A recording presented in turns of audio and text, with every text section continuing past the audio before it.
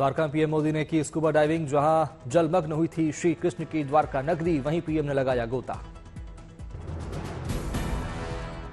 पानी के नीचे श्री कृष्ण को अर्पित करने के लिए साथ ले गए थे मोर पंख। द्वारका नगरी को किया नमन। पीएम ने एक्स पर साझा किया डाइविंग का अनुभव। कहा, आध्यात्मिक वैभव और शाश्वत भक्ति के एक प्राचीन युग से जुड़ाव महसूस हुआ। पीएम ने कहा, आज मेरा मन बहुत गदगद है। द्वारका में सब कुछ भगवान श्री कृष्ण के आदेशों से ही होता है। भगवान श्री कृष्ण की कर्मभूमि कही जाती है द्वारका नगरी। भगवान विश्वकर्मा ने किया था नगरी का निर्माण।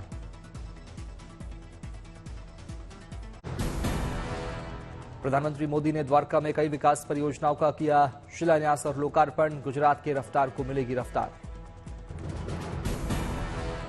कार्यक्रम में पीएम मोदी का पगड़ी और शॉल पहनाकर किया गया स्वागत। मंच पर सीएम भूपेंद्र पटेल भी रहे मौजूद। प्रधानमंत्री को भेंट की गई सोमनाथ मंदिर की प्रतिमा। कार्यकर्ताओं ने उत्साह के साथ किया पीएम का स्वागत। प्रधानमंत्री मोदी ने सीतापुर की रहने वाली ड्रोन दीदी सुनीता से की बात। पीएम से बात कर प्रफुल्लित हुई सुनीता। पीएम से बात करने पर सुनीता के पति संतोष ने जाहिर की खुशी। कहा, यह हमारे जीवन का सबसे सौभाग्यशाली पल। गुजरात दौरे पर पहुंचे पीएम मोदी ने राज्य को दी बड़ी सौगात। बेट द्वारका में सुदर्शन सेतु का किया उद्घाटन। ओखा मुख्य भूमि और बेट द्वारका को जोड़ता यह ब्रिज लगभग 2 किलोमीटर से ज्यादा है इसकी लंबाई। 980 करोड़ रुपए की लागत से तैयार किया गया केबल ब्रिज। सुदर्शन सेतु पर लगे हैं गीता श्लोक और श्री कृष्ण के चित्र। उद्घाटन से पहले बेट द्वारका मंदिर पहुंचे पीएम मोदी। भक्ति भाव से किए दर्शन पूजन। पीएम मोदी ने द्वारकाधीश मंदिर में की पूजा अर्चना। भगवान के लिए भगवान से मांगा आशीर्वाद। देशवासियों से प्रधानमंत्री मोदी ने की मन की बात। आकाशवाणी के जरिए साझा किया अपने विचार। पीएम मोदी ने 8 मार्च को विशेष दिन मनाने की कही बात। कहा, नारी शक्ति के योगदान को याद करने का दिन। पीएम मोदी ने की ड्रोन दीदी की चर्चा। कहा, किसने सोचा था गांव की महिलाएं उड़ाएंगी ड्रोन। प्राकृतिक खेती और जल संरक्षण में भी महिलाओं के योगदान का पीएम मोदी ने किया जिक्र। प्रगति की ऊंचाइयां छू रही नारी शक्ति। वन्यजीव संरक्षण को लेकर भी पीएम मोदी बोले। कहा, तकनीक के माध्यम से मिली है बाघों को सुरक्षा। देहरादून में सीएम पुष्कर सिंह धामी ने सुनी पीएम के मन की बात। सीएम के साथ कई पार्टी कार्यकर्ता रहे मौजूद। दिल्ली के बीजेपी उपाध्यक्ष ने ध्यान से सुनी पीएम के मन की बात। लोगों ने पीएम की हर बात पर किया गौर। पटना में भी बीजेपी नेताओं ने सुनी मन की बात। डिप्टी सीएम सम्राट चौधरी रहे मौजूद। रांची में बीजेपी नेता संजय सेठ ने सुनी पीएम के मन की बात। इस मौके पर कई अन्य नेता भी रहे मौजूद। दिल्ली में हज कमेटी की अध्यक्ष कौसर जहान ने सुनी मन की बात। कई अन्य मुस्लिम महिलाएं भी रही मौजूद। आगरा में राहुल गांधी की भारत जोड़ो न्याय यात्रा में समाजवादी पार्टी के मुखिया अखिलेश यादव भी हुए शामिल। दोनों ने एक दूसरे का हाथ उठाकर मजबूत गठबंधन के दिए संकेत। राहुल गांधी की यात्रा में अखिलेश का शक्ति प्रदर्शन नजर आया और बड़ी संख्या में समाजवादी पार्टी कार्यकर्ता भी मौजूद रहे।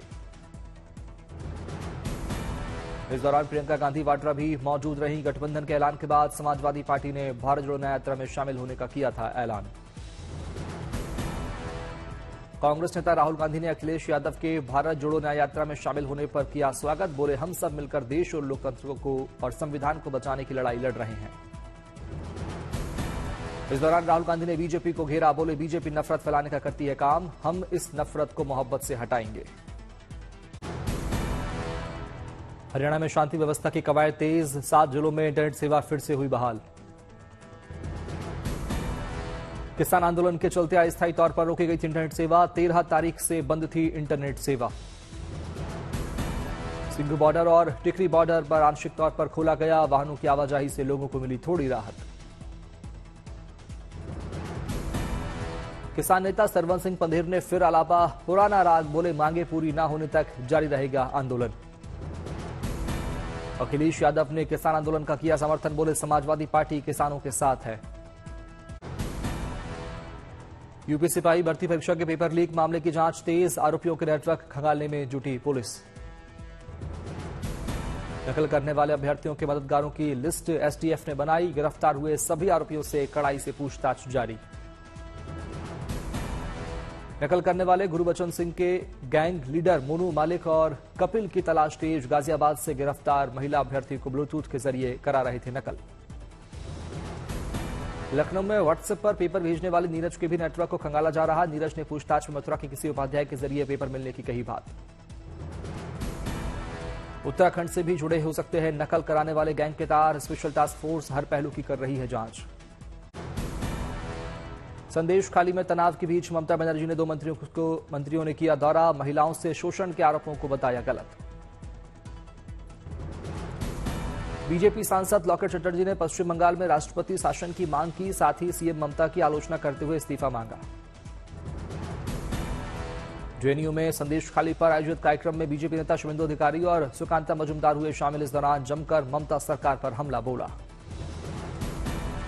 बीजेपी नेता शुभेंदु अधिकारी ने टीएमसी की तुलना हमास से की। बोले टीएमसी हमास की तरह काम कर रही है। ममता सरकार पर हमला बोलते हुए शुभेंदु अधिकारी का बड़ा बयान। कहा बंगाल में हिंदू सुरक्षित नहीं। बीजेपी प्रमुख जेपी नड्डा 26 फरवरी को अभियान रथ को करेंगे रवाना। रथ में विकसित भारत पर मोदी सरकार की 10 साल की उपलब्धियों का किया जाएगा प्रदर्शन। कांग्रेस ने आईएनडीआईए पर ममता से आधिकारिक हां या ना की मांग की। टीएमसी का कहना है कि अधीर रंजन चौधरी को पहले अपना रुख साफ करना चाहिए। टीएमसी सांसद शांतनु सेन का अधीर रंजन चौधरी पर हमला। कहा पिछले कुछ सालों से वो टीएमसी को बदनाम करने और बीजेपी को ऑक्सीजन देने के लिए हर संभव कोशिश कर रहे हैं। दिल्ली में आम आदमी पार्टी और कांग्रेस ने बीजेपी से मुकाबला करने के लिए हाथ मिलाया है। कई राज्यों में बंटवारे के फॉर्मूले पर की घोषणा की है। दिल्ली, गोवा, हरियाणा, गुजरात के लिए आम आदमी पार्टी कांग्रेस के बीच सीटों का बंटवारा तय। बीजेपी ने गठबंधन पर साधा निशाना।